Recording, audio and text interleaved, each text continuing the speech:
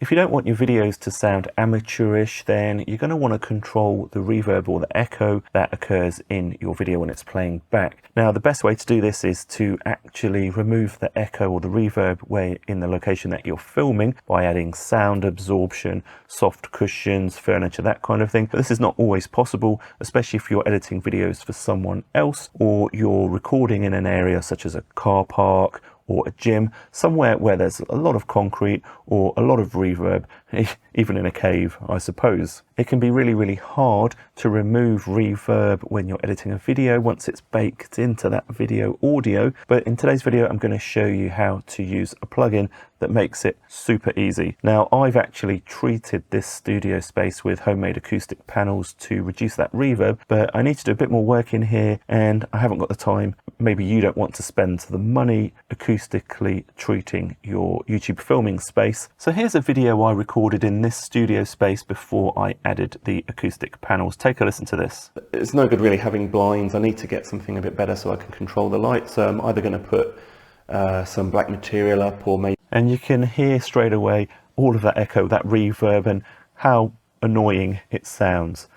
So what we're going to do to use this plugin, we're going to switch over to the Fairlight page down here.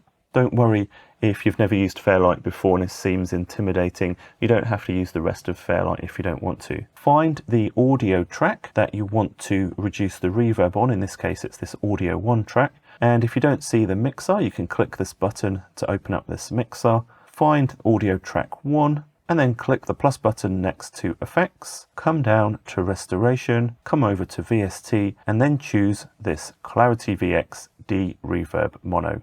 When you click that, it's going to open up the plugin. Now you can get so much done with this plugin by just turning the one main knob. I'll talk about all of the other details of this plugin in just a second. So all I'm going to do is I'm going to increase this knob. Let's just start with it all the way up and let me play back this exact same video clip. Breakdown of the space. I'm going to do a full kind of studio tour once I've finished the build out. But basically there's a window there that's lighting me at the minute. And you can hear straight away how much better that sounds without all of that reverb or that echo.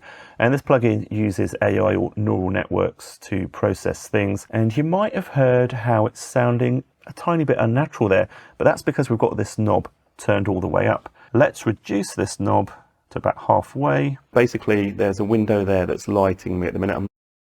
I've not got any lights set up at the minute.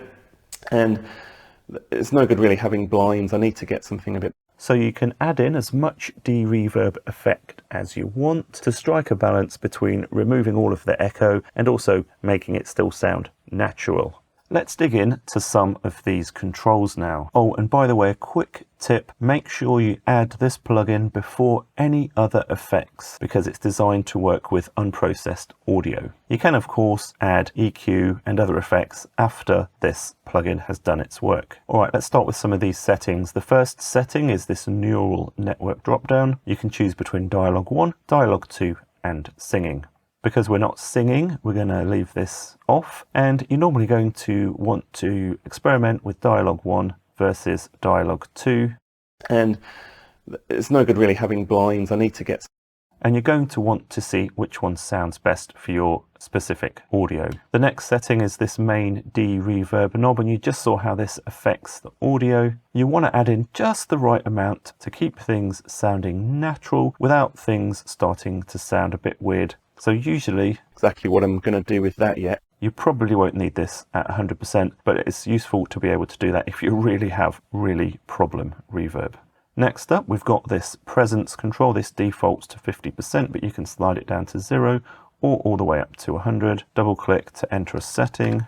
And this control affects what happens after the de-reverb effect has been applied. At 50%, the plugin's going to try and provide the nature of the voice as it was in the original, but after the de-reverb has happened. If you increase this past 50%, the plugin is going to try and gently enhance or improve the sound by adding some high-end frequencies. And it does this proportional to the amount of de-reverb you've applied in the main knob. And by doing this, it tries to enhance the clarity. Let's take a listen to this at 100%. Fit some curtains and some shears so I can, you know, kind of get a soft natural light with the shears. Not sure exactly what I'm going to do with that yet.